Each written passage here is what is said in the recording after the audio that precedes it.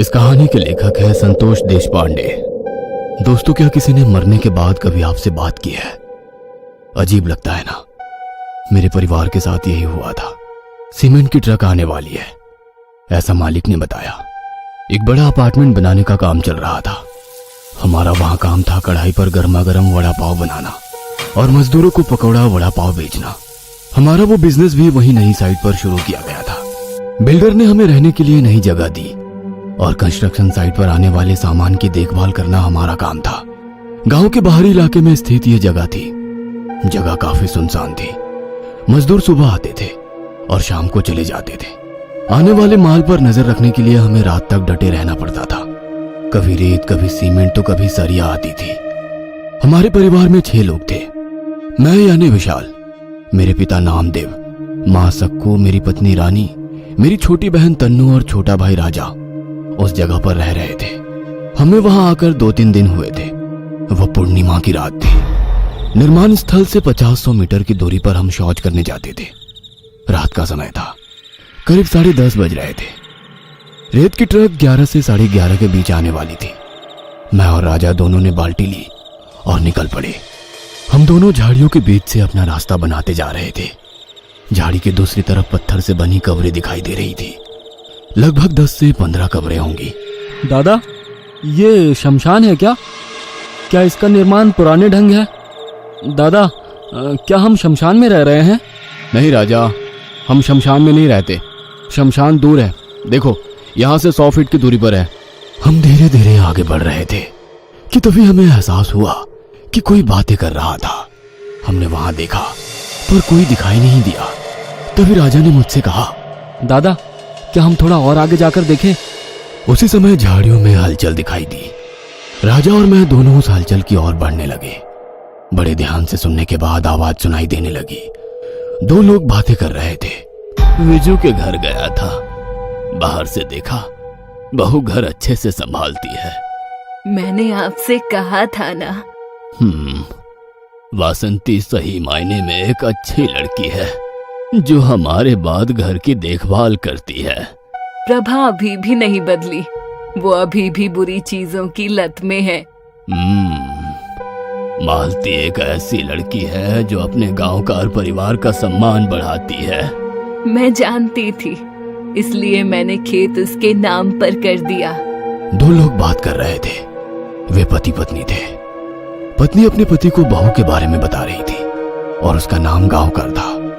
हमने अनुमान लगाया पर हमें अभी भी कोई दिखाई नहीं दे रहा था, लेकिन उनकी बातचीत साफ साफ सुनाई दे रही थी। कुछ दूर चलने के बाद हम दोनों एक चट्टान पर बैठ गए। बातचीत बहुत रोचक हो रही थी। राजा ने कहा, शमशान जैसी जगह में बूढ़े पति पत्नी इतनी देर रात में इस घने अंधेरे में क्यों आए हैं? उसी समय मेरे मन में एक विचार आया। हम उन लोगों को देख नहीं सकते लेकिन उन्हें सुन सकते हैं।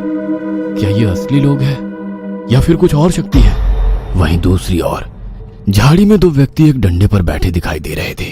राजा और मैंने दोनों ने पीछे मुड़कर देखा और वो गायब हो गए। हम दोनों उस जगह पर पहुंचे। वहां आसपास 2 कब्रें थी। मैंने टॉर्च की रोशनी में देखा, उस कब्र पर कुछ कुरेदा हुआ था। नाना साहेब राजवी गांवकर, जन्म 1940, मृत्यु 7/5/1995। उसके बगल में एक और कब्र थी जिस पर एक नाम लिखा था, सुनीता नाना साहेब गांवकर, जन्म 1950, मृत्यु 7/5/1995।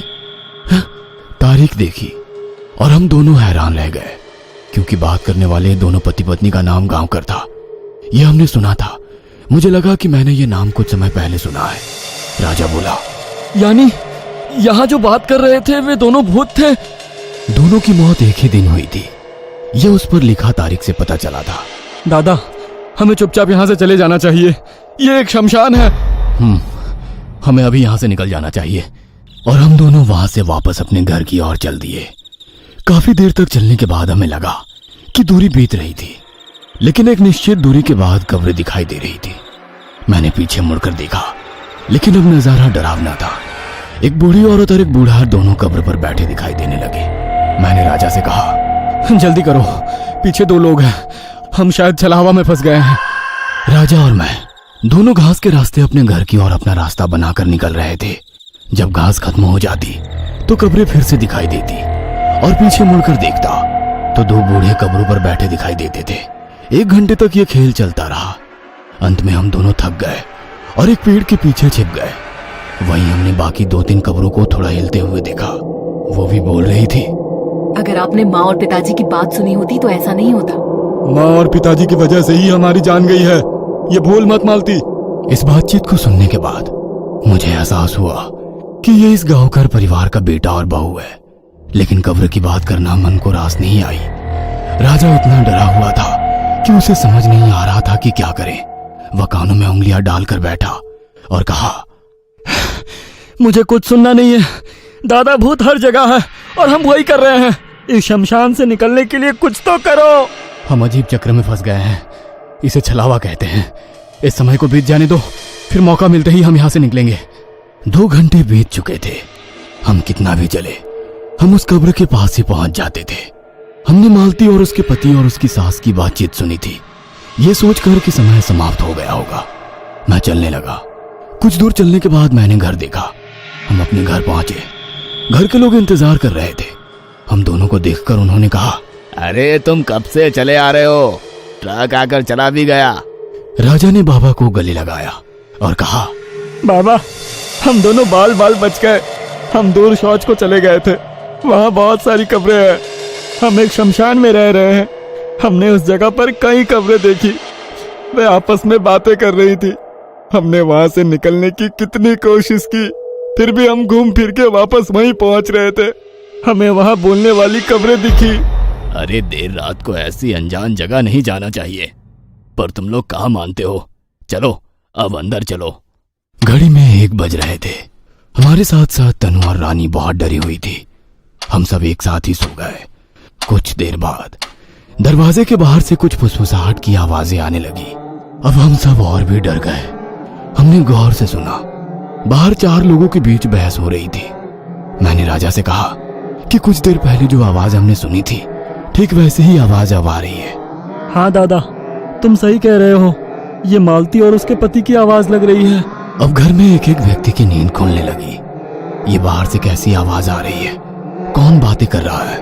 कोई औरत रो रही है, उसे कोई मार रहा है। मेरी छोटी बहन तनु उसी मौके पर खड़ी हो गई। उसने कहा, मुझे बहुत डर लग रहा है, कुछ करो। अब घर के सारे लोग जाग गए और दरवाजे के बाहर कौन है ये देखने आगे बढ़े। पिताजी ने दरवाजा खोला और बाहर का नजारा देख उनके पैरों तले जमीन ही खिसक गई। मैंने अपने पिताजी को देखने के लिए बाहर देखा और मैं भी डर गया। बाहर आंगन में 4 कब्रें दिखाई दे रही थी। चारों कब्रें आपस में चर्चा कर रही थी। वो यहाँ कैसे आई और क्यों, कुछ समझ में नहीं आ रहा था। घर पर हम सब बहुत डरे हुए थे। औरत के रोने की आवाज लगातार बढ़ती जा रही थी। हमने बिना बाहर निकले अंदर से दरवाजा बंद कर लिया और घर में बैठ गए। 5-10 मिनट बाद चारों तरफ सन्नाटा छा गया। उनकी आवाजें बंद हो गई। हमने सोचा कि शायद ये समय समाप्त हो गया था और बाहरी वातावरण ठीक हो गया। मेरे पिताजी ने कहा, बेटा, एक समय होता है जिसमें ऐसे अजीब अजीब चीजें हम देखते हैं, सुनते हैं, महसूस करते हैं। फिर राजा ने कहा, पिताजी, हम शमशान में रह रहे हैं। मुझे लगता है कि ये पूरी जमीन उस गांवकर परिवार की है। दादा, उस वीरान जगह जहां हम शौच कर रहे थे, वहां चारों लोग जमीन और मकान की बात कर रहे थे। हाँ, आप सही कह रहे हैं। हमने यहाँ रहकर बहुत बड़ी गलती की है। हमें यहाँ से जाना होगा। मुझे लगता है कि बिल्डर द्वारा दी गई ये जगह एक शमशान होगी और ये बिल्डिंग इस परिवार की जमीन पर बनी है, इसीलिए वे यहाँ आए होंगे। आधे घंटे के बाद हमने बाहर देखा और जो दृश्य हमने देखा वो बहुत ही भयानक था। नाना साहिब गांवकर नाम के एक बूढ़े ने कहा, तुम बाहर आओ। वही उनकी पत्नी ने भी कहा कि सब बाहर आओ, हमें हमारे घर जाने में कितनी देर हो रही है। लेकिन अब मुझे इसका सही मतलब समझ नहीं आ रहा था। मेरी माँ, पिता, बहन और भाई राजा, वे चारों एक के बाद एक उस घर से बाहर निकले। हम सामने 4 कब्रें देख सकते थे जिन पर वे भयानक आत्माएं बैठी थी और हमें बाहर आने के लिए कह रही थी। मुझे समझ नहीं आया कि ऐसा क्या हो रहा है। उस समय उस बूढ़े का हाथ मेरे पिता की ओर आया। वह कब्र पर बैठा था और मेरे पिता की गर्दन को पकड़ रहा था और इससे पहले कि मैं कुछ जानता, उसने उन्हें खींच लिया और कब्र के पत्थर पर उनका सिर पटक कर उन्हें मार दिया। उसी तरह मेरी माँ को भी उस बुढ़िया ने घसीट कर कब्र के पत्थर पर सिर पटक कर मार दिया। मेरे भाई राजा और मेरी बहन तन्नू दोनों को भी वे मालती और उसके पति ने इसी तरह मार डाला। हम दोनों पति पत्नी बाहर नहीं गए, मैं वहीं खड़ा था। मेरे घर वालों के शरीर में प्रवेश करके वे आत्माएं घर से दूर चलने लगी। शायद वो अपने घर की ओर जा रहे थे। उनके बाद वो कब्रें भी आंगन से गायब हो गई। मेरे परिवार के चारों सदस्य उस भयानक हादसे में मारे गए थे और मैं कुछ नहीं कर सका। मैं और रानी दोनों रोने लगे। हम सिर्फ इसलिए बच गए क्योंकि हम बाहर नहीं गए थे। उन्होंने हमारे परिवार को इस तरह से क्यों मारा? हमने उनका क्या बिगाड़ा था? हम दोनों पति पत्नी रोते बिलखते घर में बैठे थे। दिन निकलने के बाद हमने बाहर जाकर देखा तो ना तो कब्रें थी और ना हमारे घर के लोग।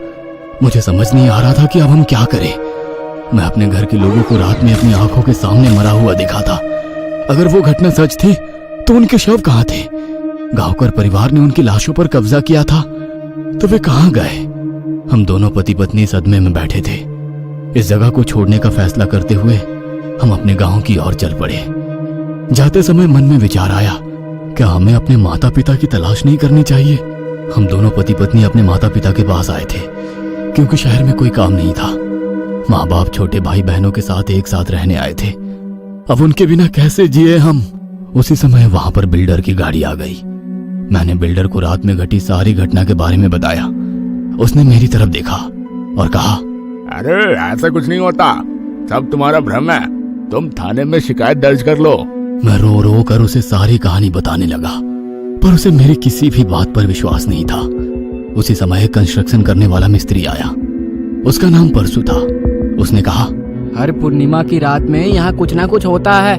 विशाल, मैं आपको एक बूढ़ी औरत के पास ले चलता हूँ, वो आपको इसके बारे में सब बताएगी। मैं मेरी पत्नी और मिस्त्री के साथ बुढ़िया के पास जाने के लिए निकल पड़ा। बड़े से नीम के पेड़ के नीचे एक कुटिया थी। उस कुटिया के बाहर एक बूढ़ी औरत नजर आई। परसू और मैं दोनों जाकर बुढ़िया को प्रणाम किए। बुढ़िया ने मेरे चेहरे की ओर देखा और कहा, तुम बच गए बेटा, तुम्हारा समय नहीं आया था अभी। तुम्हारे माँ बाप के कर्मों की सजा पूरे परिवार को भुगतनी पड़ी।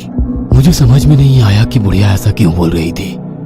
मैंने बुढ़िया से पूछा कि वास्तव में तुम्हारा मतलब क्या है? बुढ़िया कहने लगी, तुम्हारा बाप नामदेव और तुम्हारी माँ सखूबाई वो एक साहूकार के यहाँ काम करते थे। साहूकार के घर में बार बार वाद विवाद होते रहते थे। तुम्हारे माँ बाप उनके झगड़े सुनते रहते थे।